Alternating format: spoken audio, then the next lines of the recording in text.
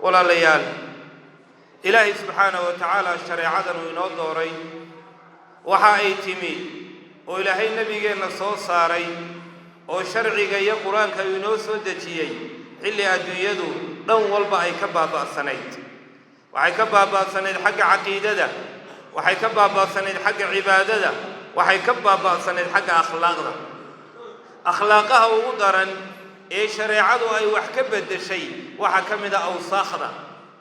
إيو أسكاقا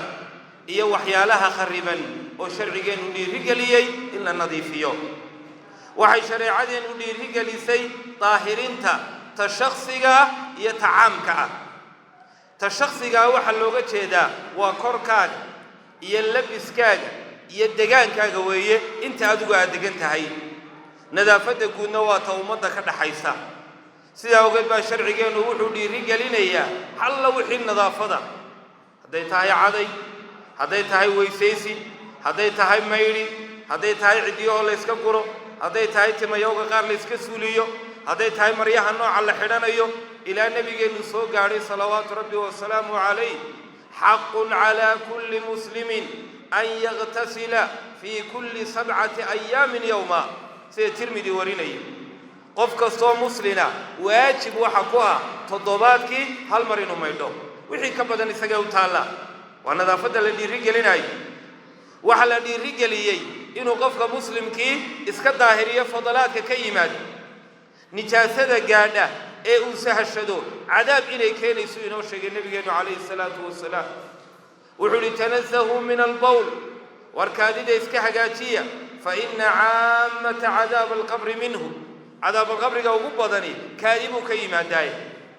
hadii kaadi la isku ciqaabayo de saxaradina waa min baabi awla ka sii daranta marka walaalayaal mawduuca nadaafadan ka hadlaya tii shakhsiga ma muslimiintu meel ay joogaanba ta shakhsiga way ku wacay laakiin ta aynu ka dhimanay waan iska wada garanaynaa waa nadaafada guud nabigeena salawaatu rabbi wa salaamu alayhi in dalka la nadiifiyo oo wasakhda iyo qashinka iyo waxyaalaha xunxun laga guro laga hagaajiyo wuxuu ka dhigay sadaqooyinka kamida lacag aad la baxayso oo soo shaqaysatay oo ku dhididay oo jeebka gacanta gelisay ayaa la macna tahay shayga ay qaadayso hal lacag uu kugu joogaa ma jirto jawaarixdii alla ku siiyay baad u isticmaalaysaa bal wuxuu tilmaamay yusbihu على كل سلامة من الإنسان في كل يوم صدقة صبح ولد وبريسته صدقة كوجوا جبتها حديث كلام حورنا يا صدح بقولي اللي حدا حبنود ما تاي حبين والبنا وحكوا جبي صدقة صدح بقولي اللي حدا صدقة سداد عرن وحول تميد الأذى عن طريق الصدقة طريق حماها كقادا وصدقة تبسمك في وجه أخيك صدقة ماذا دول عديسا وصدقة ماذا سلانتا وصدقة ماذا دو حنبارتا وحقادي كروايي وصدقة ماذا أنبضي أو تلمانتا وصدقة ماذا إندالا مركو نبي سوتريي أيا وحوري وحاصل المحاكا كفينيا لبرق عدود صلاة الضحى أيا كافينيا مركا حمانتا لغا قاديا وضيقدا إلا النظيفين أيا لغا طوريا وصدقة وين إيمان كان وابا كمد وحن نبينا الكريم كي نوت المامي صلوات ربي والسلام عليه إيمان كل دوري اللحد اللامودين ويه لا أنت وقص الرئيسة شهادية توحيد لا أنت وقوه سيسانوا مرين كأول لغا حقاتيو وحيا لحن دي قرارتهاي هدي دقحتهاي هدي داستهاي هدي مصابيرتهاي هدي قضحتهاي وحي حنو ومدى دباي حشود كنا إيمانكو كميديا وحكمده ولا ليال وحلقوا تلمامي قفك إنه ودده هجاتيو أو واحد أدومها إلهي دبيا كهجاتيو إن إلهي كوجو مهنقايو أو إلهي كوجو دمدافيو أو إلهي كوجو تنيناي حديث كي خبط ظهرين وكو آخريني الإمام الترمذي باصو صاري والنبي يقول لي عليه الصلاة والسلام نبا ودمري مركاسو أركي لامكو صوب حدي والله لا أنتاسي مسلمين تهدي بيسايي وين نقويا سو قوي إلهي با هدنقي تيتنا الله وهم دمداف حتى هذا حديث كما قلت الله هدنقي kol haddii loo mahadnaqay dembi ku hadhi maayo kol hadduu dembi ku hadhi waayena waa la jannaynaya si awgeed baa riwaayada imaam axmed ee musnadka ku taalla waxay odhanaysaa ninkaasi intuu waddada ka hagaajiyey ayaa ilaahay jannada geliyey waayo labadii hore natiijadoodiiba iyadu ka warrantay kol hadduu ilaahay kuu mahadnaqo dembi dhaafna waa la socda haddii lagu dembi dhaafana ilaahay subxaanahu wa tacaala waa ku jannaynaya walaalayaal waddadoo la kharibo oo saxaro iyo qashin iyo waxyaalo la iska soo guray iyo hambooyin iyo baco iyo daasado iyo caagada lagu tuuraa dhaqan islaam ma waa dhaqan gaalo weliba gaalada ugu liidatay yuhuudda nebigu wuxuu leeyahay calayhi salaatu wasalaam ilaahay waa tayiba oo wanaagsan yahay wixii wanaagsanna waa jecel yahay ilaahay waa qurux badan yahay quruxdana waa jecel yahay ilaahay waa deeqsinimaduu jecel yahay waa nadiif nadaafaduu jecel yahaye nadiifiya wajahadihin iyo daaradihiina nadiifiya fanadifuu afniyatakum daaradaha nadiifiyo walaa tashabbahu bilyahuud yuhuudda ha shabbihina maanta yuhuuddii baa nadiifa oo dhaqankii qaadatay oo qashinka iska hagaajisa oo kugu ganaaxaya xanjada yar galkeeday kugu ganaaxayaan yuhuudi baa qaadatay marka maanta maxay odhanayaan way naga goosanayaan waaris hagaajiyo kuwa xuna muslimiinta la yidhaahdo ha shabbihina kaa goosanaya adaa halkaa isdhigay dhaqan aynaan lahayn baynu qaadanay walaalayaal waxa la yidhaahdo jiwaarku jaarnimadu waxay keentaa in laysla jaan qaado niman xabashi la yidhaha baynu la jaarnay oo aynu booqannaa oo caafimaadka u tagnaa oo aynu ka duulnaa oo aynu san samaynaa deetana dhaqankoodii baynu qaadanno waxa inoo hadhayuun suuliyada in layskaga tiro gacanta wax kaloo inoo hadhay ma jiraan istijada aynugu hadhay ilaa kaadidii addisaba qulquli jirtay ayaa dooxa maalmadhowta qulqulaysa weliga inta aan joogay Hargeysa dhawaan baan ku arkay sanad ka hor kaadi qulqulaysa walaalayaal munaasabada waynu wada fahmaynaa nabiguna wuxuu tilmaamay calayhi salaatu wasalaam ittaqu llaacinayn waar iska ilaaliya kuwa la nacdalo alladii yatakhallaa fii dilli nnaasi aw fii dariiqihim labada saxarada la doonta dariiqa iyo hadhka iyo meesha biyo mareenka intuu xumaantiisii meelihii loogu talagalay kala soo dhaqaaqo ayaan meelaha loogu talagelin buu hawaasanaya markaasuu ku xaajo gudanaya qofkaa bilaa bishishinka ee bilaa dhaqanka ee aan ishabaynayn ha la mid noqonina waayo nacdal baa ku dhacaysa waar nacdal kortaga halka dhigay muxuu ahaa baa la odhanaya nacdal buu soo jiidanaya walaalayaal munaasabadda aynuga hadlayna waa garanaysaan ololihii shalay ta qabsoomay ee dooxa Hargeysa lagu qaaday waxaynu uga baryaynaa dadkii fikradda lahaa iyo kuwii maamulayay iyo dadkii ka qayb gashayba in ilaahay subxaanahu wa tacaala ajar weyn ka siiyo tallaabo aad iyo aad u muhiim ay ahayd oo aad u qaaliya oo meel wanaagsan ka galaysa nolosheena laakiin waa intaasoo looga sii dhowaado oo waxyaalo badan oo kaloo loo baahan yahay tani waa bilowun wax ka badan oo loo baahan yahay ayaa la rabaa in lagu sii socdo maxaa ka mid ah dooxoo keliya maahee waa in ololaha la ballaadhiyo oo ilaa xaafadaha ilaa iyo hareeraha la gaadhsiiyo waayo xashiishkani dee xaggan uu ka imanaya daadadka hadhow soo qaadaya dooxoo keliyood ka waardiyeyso waxba tari maayaane waa in ilaa xaafadaha la gaadhsiiyo waa in xaafadaha lagu tartansiiyo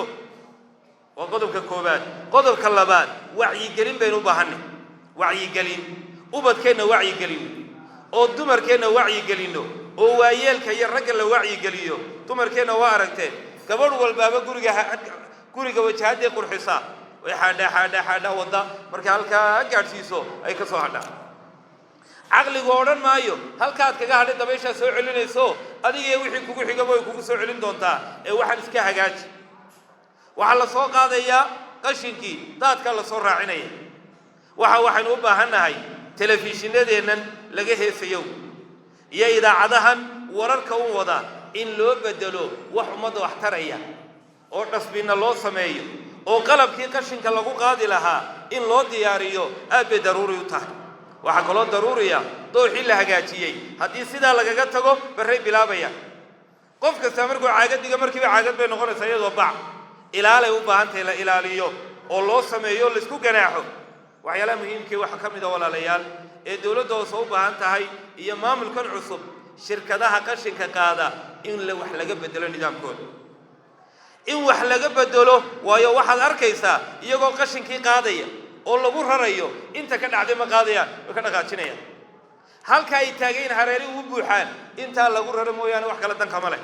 bal intii lagu raray baa wadada wax kaga sii daadanaya darraatay haytan arkayay wadada dheer ee airportka martaa gaari baa iga horeeyay uu daadinaya xiriirku soo guru daadinaya wadada ku daadinaya usbuuc baa la sugayaa toddobaad qashinkiiba khamiir bacteria balaaya ka dhalanaysa in maalin la laga dhigaa fiican maalin walba ay qaadaan waxba bay iskaari maayaan laakiin toddobaad qashinkii cid quri kartaaba waa yar tahay waxa kamid ah walaalayaal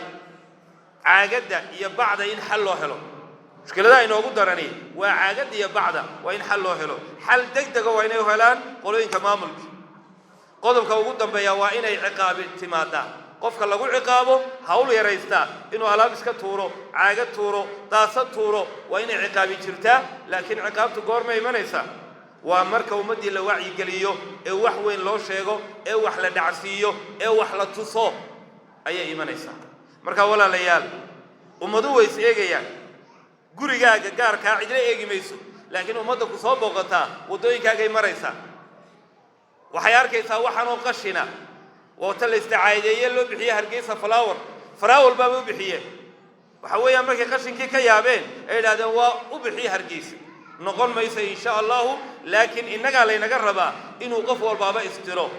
oo waxyaalaha uu isticmaalay uu gacanta ku haysta ilaa uu helayo meeshii uu ku tuurayay